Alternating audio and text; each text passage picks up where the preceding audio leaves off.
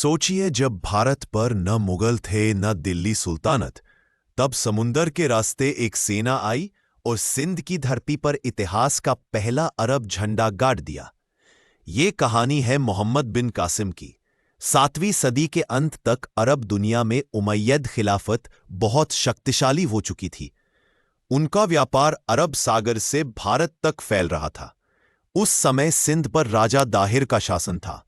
सिंध एक समृद्ध क्षेत्र था, व्यापार, नदियों और बंदरगाहों से भरा हुआ। इतिहास बताता है कि अरब व्यापारियों के जहाज़ों पर लूट हुई और कुछ लोग बंदी बना लिए गए। इस घटना को सिंध पर हमले का बहाना बनाया गया। उमैयद गवर्नर हज्जाज बिन यूसुफ ने अपने जवान भतीजे मोहम्मद बिन कासिम को सेना का नेतृत्व दिया। सिर्फ 17 साल का युवा कमांडर, लेकिन अनुभवी और कठोर डिसिप्लिन वाला। 720 में मोहम्मद बिन कासिम ने मकरान के रास्ते सिंध की ओर मार्च शुरू की। उनके पास अरब घुड़सवार पैदल सैनिक, कैटपल्ट। सबसे पहला बड़ा किला था देबुल। यहां कठोर युद्ध हुआ और अंत में देबुल पर अरब कब्जा हो गया। इसके बाद मोहम्मद बिन कासिम और राजा दाहिर के बीच नदी के किनारे अंतिम युद्ध हुआ। इतिहास के अनुसार राजा दाहिर युद्ध में वीरगति को प्राप्त हुए। इसके साथ ही सिंध का प्रमुख प्रतिरोध टूट गया।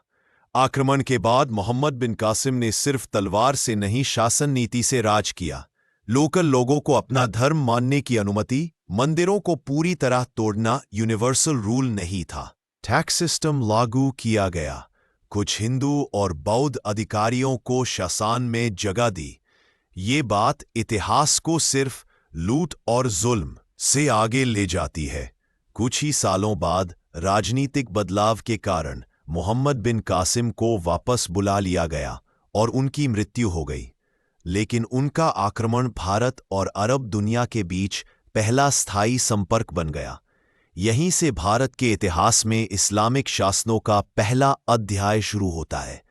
मोहम्मद बिन कासिम का सिंध आक्रमण न सिर्फ एक युद्ध था, बल्कि दो सभ्यताओं के बीच इतिहास का पहला पुल।